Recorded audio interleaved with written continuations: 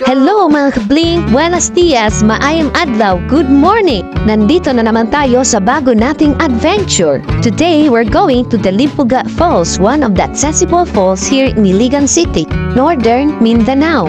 There are many ways to get to the Lipuga. You can catch a taxi, minibus, or PUJ.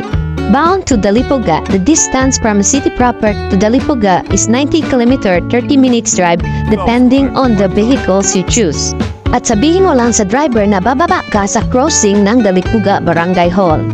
At from Barangay Hall, may lalakarin na 15 to 20 minutes walk to Dalipuga Waterfalls. At sa bungad, papunta doon ay may mga bata na tour guide na aalalay sa inyo. At kung nagmamotor kayo, may parking fee na 10 pesos at may entrance fee na 10 pesos para sa pag-maintain ng lugar. Para manatili itong malinis. Itong dalawang maliit na tour guide na sobrang bibo, napatakwela pang kasama. Kaya kung mapadayo kayo doon, hanapin nyo lang itong mga batang ito.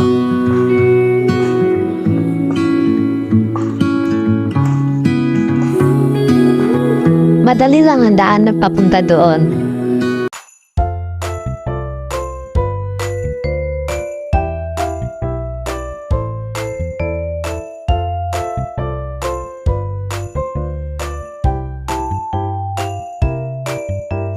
Nakaka-relax at napakasarap pakinggan ang daloy ng tubig. Maririnig mo na ito habang papalapit ka na sa falls.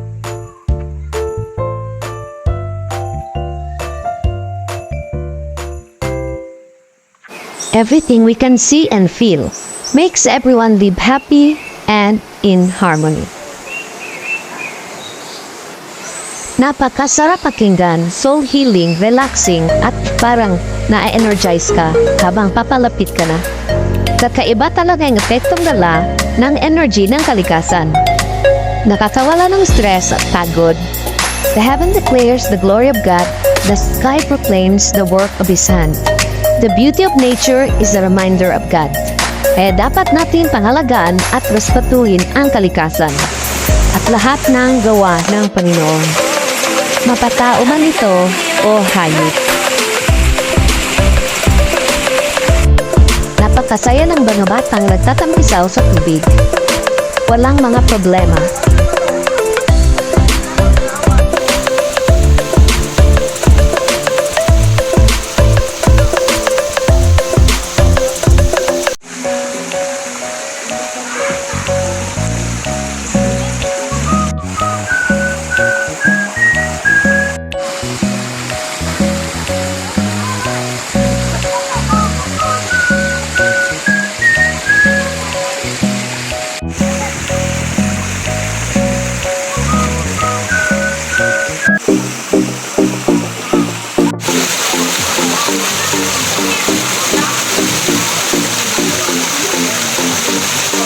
May tatlong falls dito sa Dalipuga sharing the same stream. Yung Kalubigan Falls, Pampam Falls, at itong maliit na Dalipuga Falls na siyang pinakamaliit sa tatlo.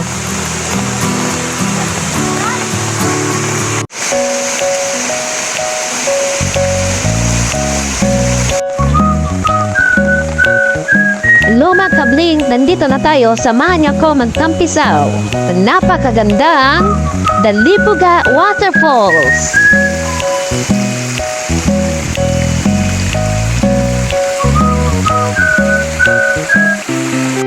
May dalawang jumping area dito kung saan ang mga bata tumatalon na may 6 foot na taas.